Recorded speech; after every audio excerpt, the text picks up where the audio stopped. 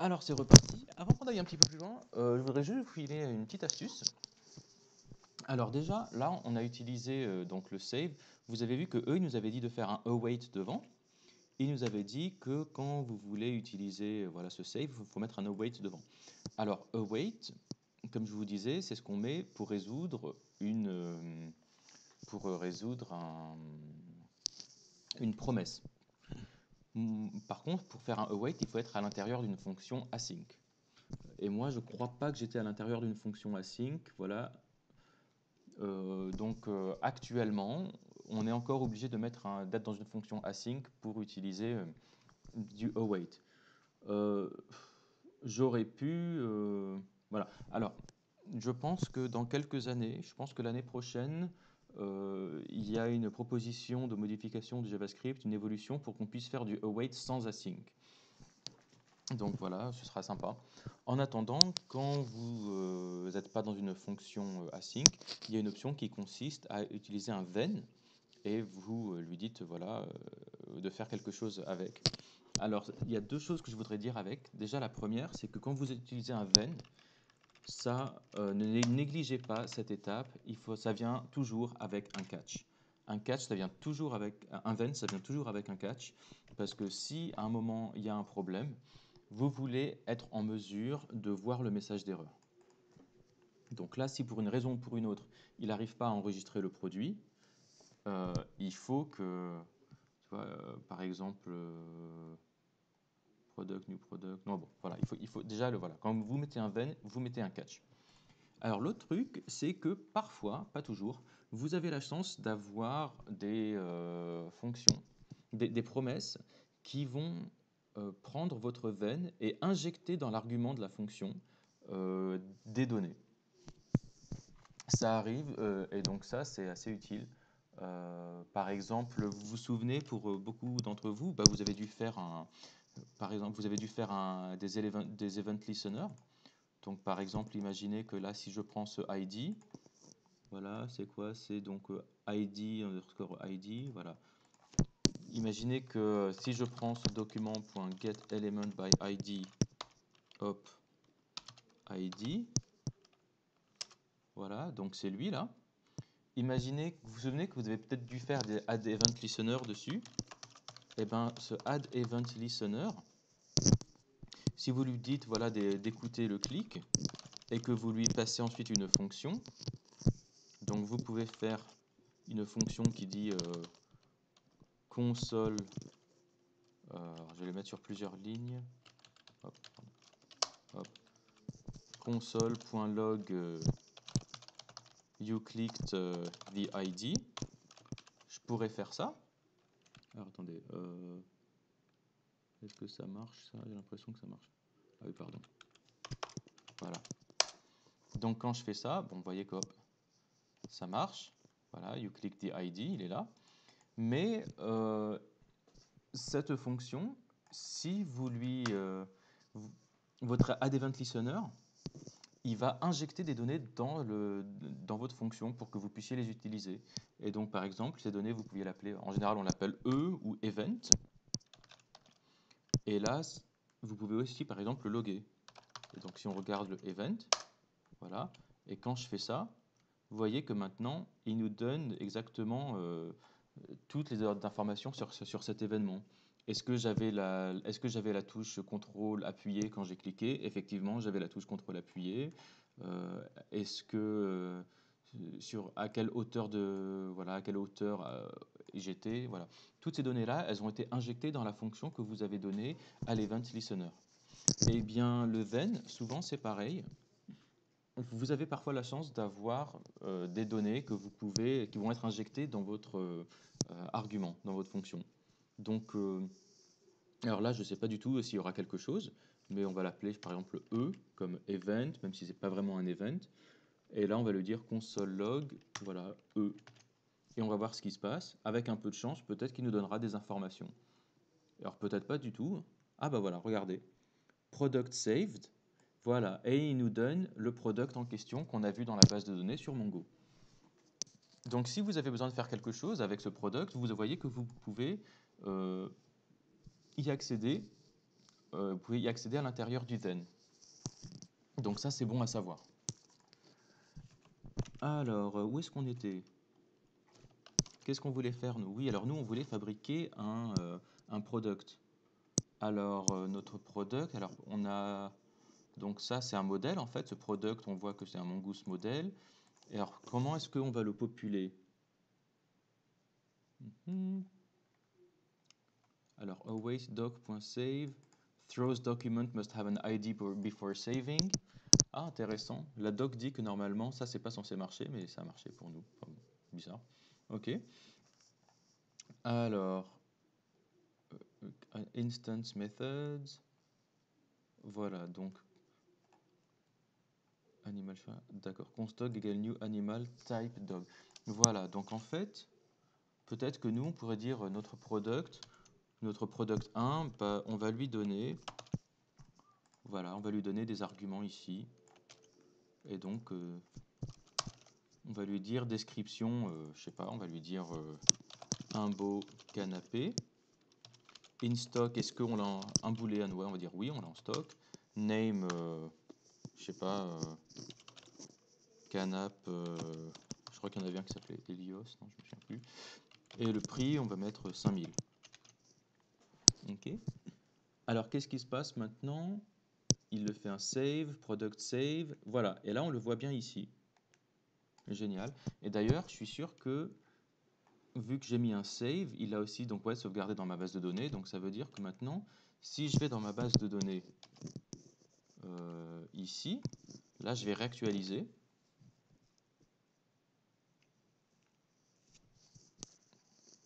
Alors, on risque d'en avoir plusieurs parce que ça fait plusieurs fois que je lance le script. Hein. Voilà. Et donc là, j'ai bien sauvegardé un beau canapé dans ma base de données MongoDB. Bon, super. Alors, comment est-ce qu'on pourrait utiliser ça maintenant pour enregistrer ce qui nous a été donné par l'utilisateur? Vous vous souvenez là que quand l'utilisateur il appuie sur le bouton, ça, voilà, ça fait un post API product et voilà, ça nous envoie un objet. Alors, je vais commenter tout ça parce que ça, on n'en a plus besoin. Alors, hop, ça, lui, je vais le supprimer carrément. Le product, bon, bah, new product, hop. Tout ça, je vais le commenter. Voilà, on n'en a plus besoin. Et alors, on va retourner là dans le site web qui tourne et on va voir, donc je vais effacer tout ça. Et j'ai cliqué sur le bouton Test Routes. Voilà, et donc ça, c'est le pre-flight, on s'en fout. Voilà, donc là, voici la requête POST qui nous a été envoyée. Nous, on a répondu 200 OK. Et regardons le payload. Dans le payload, il y a description, in stock, name, price. Moi, j'aimerais bien qu'on récupère ce some stuff, ce true, ce my test product et ce 40 000 et que bah, ce soit ça qu'on sauvegarde dans la base de données. Alors, comment est-ce qu'on faisait pour accéder à ça? Vous avez dû vous souvenir que nous, on a eu besoin d'un middleware. Donc, on a installé un middleware qui s'appelait Body Parser. Si vous n'avez pas vu la vidéo, je vous suggère de la re-regarder. Enfin, de la regarder. Et donc, comme tous les middleware, on l'utilise en faisant app.use. Donc, voilà, Body Parser, il est là. Et alors, voilà. Dans notre app.use body parser, on l'a mis là. Et à partir de là, on peut regarder rec.body. D'ailleurs, regardez, hop, on a récupéré my test product, some stuff, 40 000, true. Voilà, c'est ce console log là qui nous l'a donné. Alors, qu'est-ce qu'on pourrait faire maintenant qu'on a cet objet-là? On pourrait en faire, l'objet à enregistrer en base de données. Alors, comment est-ce qu'on ferait ça? On dirait, on va prendre ça, hein. Hop, je vais couper ça, le mettre. Alors, alors, ça commence à être un petit peu dégueulasse. Ce que je vous propose de faire, on va se fabriquer une fonction qui va s'appeler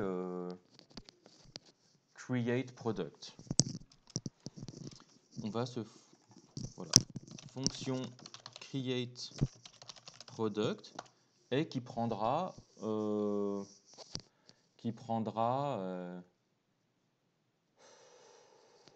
qui prendra un objet, on définira ça plus tard, hein, et qui fabriquera donc un new product. Ouais, donc je vais le coller là. Hop. Et donc on voudrait, j'aimerais bien que en fait, voilà, quand on reçoit ce rec.body, on le passe à create product. Donc ce que je vous propose de faire, bah, c'est que on va, voilà, ce rec.body, on va le passer à create product de rec.body. Et puis là, je vais lui dire console log creating product avec l'objet qu'on lui a passé. Pour l'instant, je vais juste faire ça. Ok. Alors, qu'est-ce qui se passe maintenant? Pour l'instant, rien, parce que je n'ai pas encore envoyé de requête. Donc, je vais retourner sur le site web. Je vais appuyer hop là-dessus. Qu'est-ce qu'il nous dit? Voilà, donc on a eu le premier console log qui, voilà, qui est là. Et le deuxième console log dans creating product qui est, donc on voit bien que notre objet, il a un name, une description, un price et un in stock.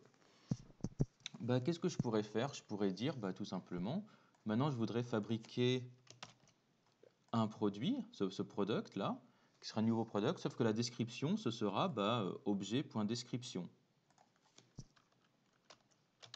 Ce sera objet.description. Ce in-stock, ce sera objet.instock. Objet.instock. Et puis pour les autres, je vais aller un petit peu plus vite. Je vais sélectionner le 2 points. Je vais faire un CTRL D pour me mettre en multicurseur. Je vais sélectionner les mots entiers avec CTRL SHIFT gauche. Là, j'ai sélectionné les deux. Je vais faire CTRL C pour les copier. Je vais repasser à la fin du mot avec CTRL droite. Je vais aller droite, droite. Je vais sélectionner toute la ligne avec CTRL SHIFT bas. Alors pour vous, c'est CTRL END. Et je vais faire obj. CTRL V. Je ne vais pas oublier la virgule. Hop. Et on est bon. Et maintenant, on va voir si ça marche. Je vais mettre console.log product created. Alors, il n'est pas encore vraiment created, mais bon. Ah oui, ça, pardon. Petite parenthèse là. Non, c'est pas ça. Hop, hop, hop, hop. J'ai dû casser un truc. Non, on est bon. On est bon. Ok. Voilà. Donc on y va. Test routes. Voilà. Il me dit product created. Description in stock name price. Et là, hop, il a un ID. Il a un ID. Donc voilà, c'est bien la preuve que c'est Mongoose qui l'a. Qui s'en est, voilà, c'est le product là, c'est un modèle, et donc c'est Mongoose qui s'en est chargé. Alors, si je vais dans ma base de données, est-ce que je le verrai? Si vous avez lu la doc de Mongoose, vous allez voir qu'en fait, pour l'instant, il n'y est pas. Je pense pas qu'il y soit. Hein. Ah merde, par contre, on ne saura pas lequel c'est, parce qu'il va y en avoir 5 différents là. Ah oui. Bon, croyez-moi quand je vous dis que pour l'instant, il n'y est pas. Si vous avez vu tout à l'heure, pour sauvegarder un machin, il faut lui faire, voilà, faut lui faire un save. Donc, pour sauvegarder vraiment le produit en base de données, eh bien, on va lui mettre un save là. Alors, on va faire comme ça. Voilà. Et je vais lui dire bah, product1.save.then, bah, si c'est bien passé, on dit product save. Et d'ailleurs, si c'est bien passé, là, cette fois, il aura le underscore V, que tout à l'heure, vous avez vu, il n'avait pas. Si je regarde là, vous voyez que Lee, il a bien un ID, mais il n'a pas de underscore V. Ça veut dire qu'il n'a pas encore été sauvé. Voilà. Alors, on va retirer ça sous console là. Peut-être que alors ce product 1, je pourrais le renommer product tout court. Je vais enlever le 1. Voilà. Très bien, voyons ce que ça donne. Alors, on va retourner sur le site web. On va faire une petite requête. On regarde, et là, hop, product saved, j'ai bien mon objet avec le underscore V là, qui est très bien. Donc lui, il a bien été sauvegardé dans Mongo. Bon, c'est super. Alors maintenant, ce qu'on pourrait faire, on va retirer les consoles log là. Ensuite, ça, je ne sais pas pour vous, je trouve ça assez moche. Donc, ce qu'on pourrait faire, euh, on pourrait créer quatre variables. Donc, on pourrait faire. Vous vous souvenez ce qu'on avait dit que const schéma égale mongoose, là comme ça. Ben, on pourrait utiliser la même manière. On pourrait dire const description est égal à obj.description. Ben ça, est-ce qu'il n'y a pas une manière plus élégante de l'écrire? Ben, tout simplement, je pourrais retirer le description à droite, là, et le mettre entre crochets ici. Et du coup, description, là, du coup, ben, en face de description, j'irai plutôt chercher ce description, donc j'ai pas besoin de mettre le objet qui est là. Et puis, ben, en fait, je peux faire pareil pour les autres. Pour inStock, je vais lui dire, hop, inStock, name, price. Et donc là, en fait, il m'a fabriqué 4 nouvelles variables.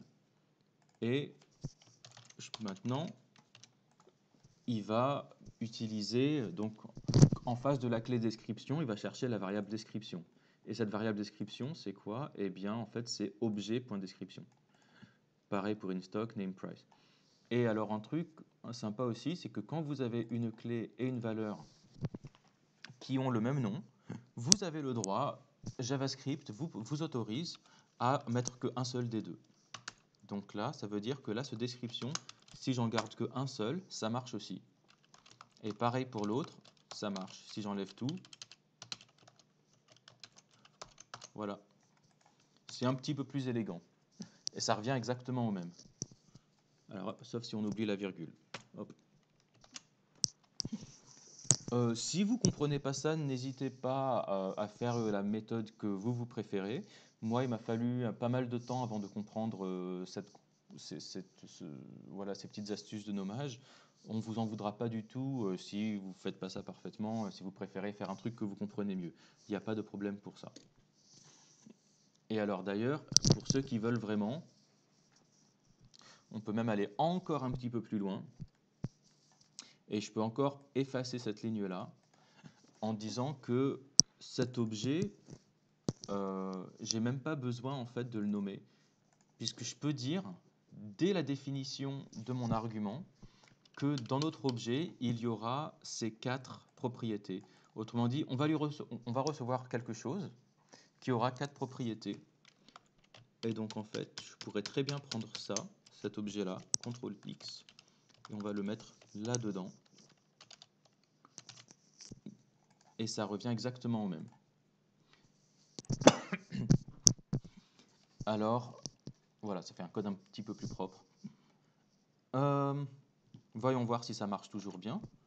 Alors, malheureusement, j'ai pas vraiment la possibilité là j'ai pas vraiment la possibilité de changer la nature de ce que ce machin-là il nous envoie. Alors, une solution, ce serait de tout supprimer dans ma base de données. Voilà. Et une autre solution, alors, attendez, on va juste en supprimer les deux là, voilà comme ça.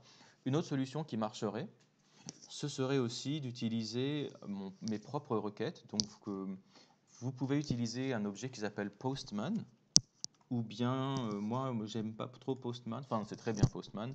Moi, en général, ce que je fais, c'est que je me fabrique mes propres requêtes HTTP. Donc, par exemple, je vais appeler, par exemple, je sais pas, non, pas serveur, allez, product.http. Et j'utilise une extension ici que je trouve très bien, développée par un Chinois qui s'appelle... Où est-ce qu'elle est? Elle s'appelle... Mao. Je me souviens qu'il s'appelle Mao. Non, il s'appelle Hua Chao. Voilà, c'est REST Client. REST Client vous permet d'écrire vos propres requêtes HTTP. Donc moi par exemple là, je vais faire une requête post. Alors je crois que je me souviens plus, c'est HTTP. Là, en gros, on écrit vraiment de l'HTTP nous-mêmes, quoi. Alors, par contre, je crois que c'est HTTP donc localhost 2.3000. Et c'était quoi? C'était... Bon, je regarde la gueule. Voilà, c'était... On va copier ça, hein. Hop. On va copier exactement la même requête. Je crois qu'il faut que je mette HTTP 1.1. Le host, non, c'est pas important. Je crois qu'il faut peut-être que je mette dans les request headers, il faudrait peut-être que je mette quelques-uns de ces headers, même s'ils sont pas très importants. Le content type application JSON, il est pas mal. Ça veut dire, oups, ça veut dire envoie-moi du JSON. Mais ensuite, je pense que si je le mets pas, ça marche quand même, hein. Je vais mettre ça. Et ensuite, dans la requête, on va regarder le payload. On va prendre, voilà, ça. Hop. My test. On va en faire mon canap. Joli canap. Price 40 000. Ok. Et ensuite, pour lancer la requête, c'est CTRL-SHIFT-P, send request, je crois. Ah, c'est CTRL-ALT-R. Super. On va faire ça. Voilà. Et la réponse qu'on a eue. Ok. Vous voyez que j'ai un 200 OK. Et product, voilà, mon canap. Donc, il me renvoie l'objet que je lui ai fabriqué. Vous voyez que dans ma console, là, j'ai bien mon canap, joli canap, avec un ID, un underscore V. Et d'ailleurs, si je vais là dans la base de données, je vais rafraîchir. Et en ligne, on va voir que on a bien là, on va voir que on a normalement le joli canap qui est apparu. Voilà, joli canap, true, mon canap. C'est celui qu'on vient tout juste de faire. Donc pour ça, on est bien. Alors, est-ce que c'était tout? Il me semble que, bah là voilà. Il me semble qu'on est bon. Le site web me dit created product successfully. Alors attention, je vous rappelle quand même que le site web, il vous dit qu'on a fabriqué ça successfully, mais c'est uniquement parce que le serveur lui a répondu. Voilà, c'est parce que lui, il s'attendait à voir une réponse qui ressemblait à ça. Attendez. Voilà, il voulait une réponse qui ressemblait exactement à ça.